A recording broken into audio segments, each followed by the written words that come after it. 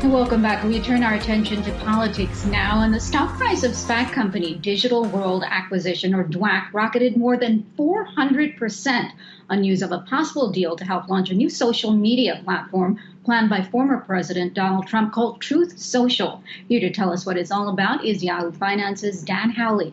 And Dan, I know half the country is going to be really happy about this news. The other half, I'm not so sure. Yeah, it's actually really interesting. This is Trump's second time at starting up a pseudo social network, rather.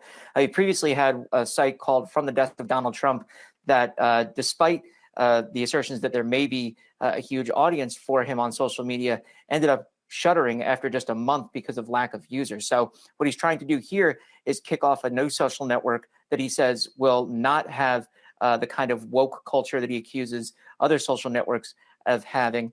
It'll be called Truth Social. And one of the interesting aspects of all of this is that in order to exist on the internet at all, it has to take advantage of a law that former President Trump tried to destroy, Section 230 of the Communications Decency Act. Now, that is essentially provides a legal shield to internet sites such as Facebook or Twitter, and even, yes, now Truth Social, to protect them against moderating content posted by third-party users. So, if I post on that site and I say something wrong, I get in trouble. The site itself doesn't. That's how it works on all of the internet. Now, during his time as president, Trump disliked the fact that Twitter and Facebook would mark posts that he had put up about, for instance, the pandemic or the 2020 election as misinformation or lies, and then tried to go ahead and have those companies punished by attempting to repeal or at least narrow the scope of Section 230. So it's interesting to see